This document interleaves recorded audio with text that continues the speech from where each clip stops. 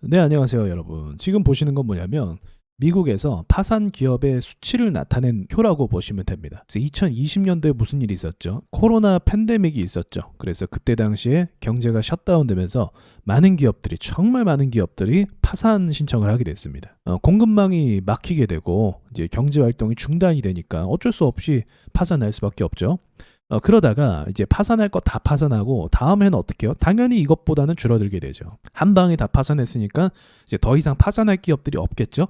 그러다가 이 수치가 이제 조금 안정적으로 돈도 많이 풀었고요. 그리고 부동산도 오르고 주식도 오르면서 그때 좀 돈을 사람들이 또 벌기도 시작했죠. 그러다 이제 2023년도 보시면 이러한 파산 건수가 코로나 때와 비교했을 때 거의 근접 단계라고 볼 수 있는 거고, 그리고 2024년도는 어떻게 되냐? 그때에 비해서, 코로나 때에 비해서 더 많은 기업의 파산 수가 늘어나고 있다는 거죠. 이건 왜 이런 현상이 일어날까요? 제가 자주 얘기했던 고금리 현상 때문에 그런 거예요. 저금리였다가 갑자기 금리를 올리기 시작했죠. 그리고 나서 기업들이 이제 1년차, 2년차, 3년차 되니까 파산을 할 수밖에 없는 상황에 이르게 된 거죠. 그리고 환율 문제도 있었죠. 그래서 고금리, 환율, 이 문제로 인해서 기업들의 파산 숫자가 늘어나고 있고, 지금은 2025년도가 되어서 통계가 아직은 제가 찾아볼 수가 없는데 지금은 이것보다 더 늘어나는 상태일 거라고 볼 수 있습니다. 자, 그 다음은 이제 연합뉴스에서 제공하는 자료인데요. 법인 파산 건수와 그리고 중소기업은행 대출 잔액 증가 추이를 볼 수가 있습니다. 그러니까 기업들은, 중소기업들은 계속적으로 대출을 받아서 연명하고 있는 상황이고, 더불어서 버티기 힘든 기업들은 이제 파산 건수가 늘어나고 있는 상황이다. 우리나라 같은 경우는 코로나 때보다 더 힘들다 막 이런 얘기 하잖아요. IMF 때보다 더 힘들다 그런 이야기도 하잖아요. 지금 이 수치를 보면 그것이 납득이 되는 거죠. 그러니까 우량 기업들은 환율이 올랐기 때문에 환율 수혜를 입어서 오히려 매출이 늘어났지만, 중소기업들은 환율이 올라가면 어떻게 돼요? 자재값이 올라간단 말이죠. 비싸진 거예요. 그런 것들을 견디지 못하고, 그리고 고금리 상황을 견디지 못해서 파산하고 있다. 특히나 우리나라 내수 같은 경우는 부동산 의존도가 굉장히 높은데 부동산 기업들의 파산 속도도 굉장히 빠른 상황이죠. 그러니까 이 자료를 보여드린 건 뭐다? 한마디로 세계 경제가 이런 파산 수치가 굉장히 가파르게 증가하면서 중산층이 굉장히 많이 흔들리고 있다는 것을 의미하는 겁니다. 자, 중산층이 흔들리면 소비해줄 사람들이 많이 없어진다는 걸 의미하는 거고, 그리고 이렇게 되면 대기업들도 결국은 그 한계에 부딪힐 수밖에 없다는 결론에 도달할 수밖에 없는 거죠. 그래서 연일 뉴스 보도에서 경제가 어렵다, 힘들다 이야기하는 게 이런 수치가 실제로 맞는 말이니까 그런 이야기가 돈다라고 볼 수가 있는 거예요. 그러면 우리나라는 엄청난 파산 선고를 하거나 외환 위기가 아직 터지거나 그런 건 아니잖아요. 환율이 굉장히 높은 상황에도 불구하고 나라가 굴러간다는 거죠. 쉽게 얘기하면. 물론 힘들긴 하지만. 근데 왜 굴러갈 수 있을까? 우리나라는 대기업 위주의 산업 구조를 갖고 있기 때문에 그래요. 그래서 아까 말씀드렸던 것처럼 사실 SK 하이닉스도 괜찮고 현대차도 괜찮고 다 괜찮은 건 아니지만 우량 기업들이 지금 인플레이션이다 뭐다 하면서 오히려 수혜를 많이 봤단 말이죠. 그래서 대기업 위주의 나라가 운영되는 부분이 있기 때문에 여기서 문제가 없으니까 우리나라도 문제가 없는 상황이다. 그렇게 쉽게 좀 이해하시면 될 것 같아요. 그런데 제가 조금 전에 얘기했던 것처럼 중산층에서 소비를 해주는 것이 둔화가 되게 된다면, 그게 우리나라만의 문제가 아니죠. 전 세계가 지금 이런 상황이니까, 미국도 그렇고 이제 소비가 조금씩 줄어들고 있거든요.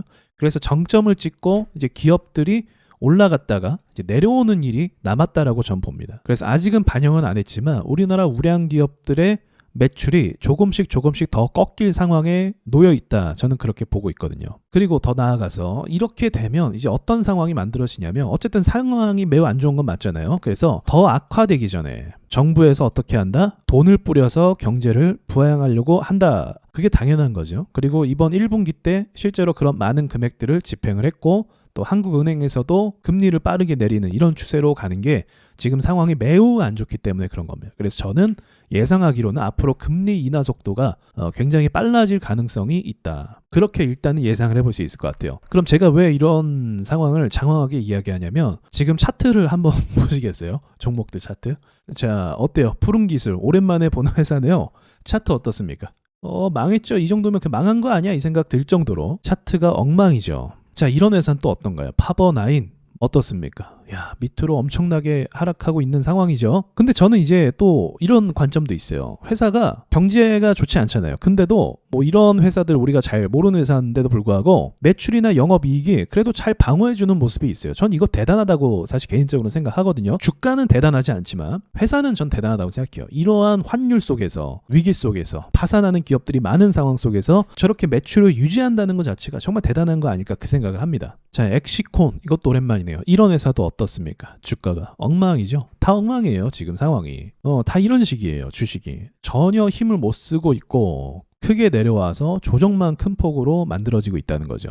그래서 저는 일단 실물 경제가 진짜로 안 좋기 때문에 주식을 모르는 사람들은 주식시장도 더 안 좋아질 거야 이렇게 이야기할 수 있어요. 근데 저는 차트를 놓고 봤을 때 이렇게 말할 수 있는 거죠. 제가 고평가된 차트 보고 이거 너무 높다라고 해서 미국 시장이 주저앉기 시작했잖아요. 그러니까 차트적인 분석으로 봤을 때 실물 경제가 안 좋아서 주식시장이 더 떨어질 거라고 예상할 수 있겠지만 사람들은 저는 여기서 더 떨어지는 건 제한적이라고 생각을 합니다. 만약 여기서 더 떨어진다면 지금 보시는 것처럼 그래도 잘 유지를 하고 있단 말이죠. 기업들이. 그래서 역으로 경제가 안 좋아진다라는 게 선반영이 저는 됐다라고 보고 있고 지금 차트들이 오히려 재정 정책을 통해서 금리가 빠르게 내려가면 그럴 경우에는 오히려 주식들이 다 올라갈 만한 자리, 그러니까 바닥을 찍은 자리에 와 있다라고 전 생각을 하는 거죠. 물론 이제 주식이 더 내려간다라는 그런 예상도 물론 해볼 수 있어요. 근데 우리가 이런 관점으로 또 시장을 보는 건 어떨까요? 과거에 우리 IMF 때 뭐 말할 것도 없이 말도 안 되는 상황이었잖아요. 힘든 상황. 그런데 항상 그런 위기가 발생하고 나서 안 좋은 것들이 다 반영하고 나서 하락이 반영하고 나서 그 뒤에 주가가 오르는 이런 공통적인 현상이 있습니다. 그러니까 세력들이 싼 가격에서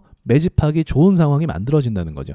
세력들에게 경제 위기라는 게 존재할까요? 그런 건 존재하지 않아요. 그냥 얘네 숫자 노름일 뿐이에요. 떨어지면 싸다, 싸면 담자. 그리고 시간이 지나면 올라간다. 매집하기 좋다. 단순한 논리로 갑니다. 그리고 우리가 잘 아는 2008년 서브프라임 역시도 하락하고 나서 강한 반등이 나오는 것도 있었고요. 그러니까 이런 반등이 왜 나오는 거예요? 죽을 수만은 없으니까 재정 정책을 사용해서 어떻게든 부양해보자 이거죠. 최근의 움직임은 뭐 그 정도로 많이 하락한 건 아니죠. 경제 위기만큼 하락했다고 볼 수는 없어요. 경제 위기로 하락할 정도면 이 정도로 좀 극단적으로 빠지는 모양새가 나와줘야 됩니다. 근데 그런 게 아직 안 나왔어요. 그래서 더 확실하게 이야기하면 그러한 하락이 나와서 정말 들고 있는 사람들조차도 다 매도 포지션으로 전향할 때 역사적 신저가를 다 종목들이 갈 때 그럴 때 강한 반등이 나올 수는 있겠죠. 지금 아까 처음에 보여드렸던 지표들이 좋지가 않잖아요. 소비를 못하고 기업들의 매출과 영업이익이 이제 줄어들 가운데 있다는 거죠. 그래서 그러한 쓰나미를 한번 맞을 것인가 아니면 선제적으로 대응을 해서 부양을 할 것인가 그건 알 수가 없죠. 하지만 분명한 건 그러한 위기 뒤에 세력들이 다 매집해서 큰 상승이 나왔다는 거 이것도 틀린 말은 절대 아니죠. 여러분이 세력 같으면 돈이 많아요. 거의 무한대라고 보시면 돼요. 돈이 많아요. 위기가 터졌어요. 떨어졌어요. 좋은 기업을 주워 담겠죠. 인수합병도 하고 좋은 주식은 사기도 하고 또 나라에게 돈을 빌려주기도 하고 실제로 그런 일들이 오고 가고 하죠. 어떤 기업이 무너지면 잽싸게 인수합병을 통해서 그 기업들의 기술을 다 가져오는 거죠. 그리고 멀리 또 보는 거죠. 그게 여태까지 금융 세력들이 해왔던 전략입니다. 크게 달라지진 않을 것 같아요. 가능하시면 여러분이 현금을 좀 어느 정도 비율로 준비하시는 게 좋아요. 왜냐하면 시장 자체가 애매하거든요. 코스닥도 위로 갈지 아래로 갈지 두 개 다 열린 차트예요. 그러니까 위로 가기에는 저항대가 좀 너무 많고 아래로 가기에는 지지선도 약합니다. 그래서 언제든지 투매가 나올 수 있는 상황 예상하기 정말 어려운 상황이고 미국장 같은 경우 굉장히 과열되고 고평가됐죠.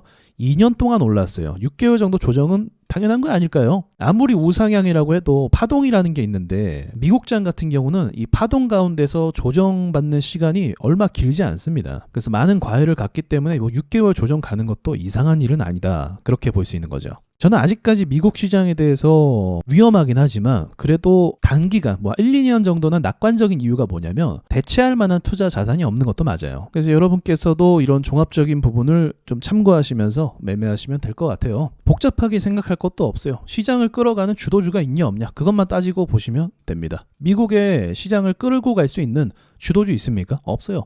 제가 기대했던 거 메타, 애플 이쪽으로 기대했는데 차트가 죽었죠. 그리고 사실 그 두 종목으로 모든 시가총액을 끌고 올라가기에는 좀 한계점이 있는 것도 맞죠. 엔비디아가 주도주였으니까. 그리고 테슬라도 무너지고 있고 우리나라는 주도주가 있습니까? 삼성전자도 지금 기술 반등 가운데 있거든요. 차트를 더 만들어 가야 된다는 거죠. 호재가 있지 않는 이상은. 바이오 종목들을 좀 기대하고 있는데 HLB가 찬물을 그냥 끼얹어 버렸죠. 그래서 주도주가 있냐 없냐 이것만 놓고 보시면 뭐 답은 나왔다고 봅니다. 2차 전지도 굉장히 분위기가 안 좋고, 그렇죠? 그러니까 지금 당장 비중을 늘리는 매매가 아니라 현금을 갖고 가는 매매가 정답인 거죠. 여기까지 말씀드리고 마칠게요.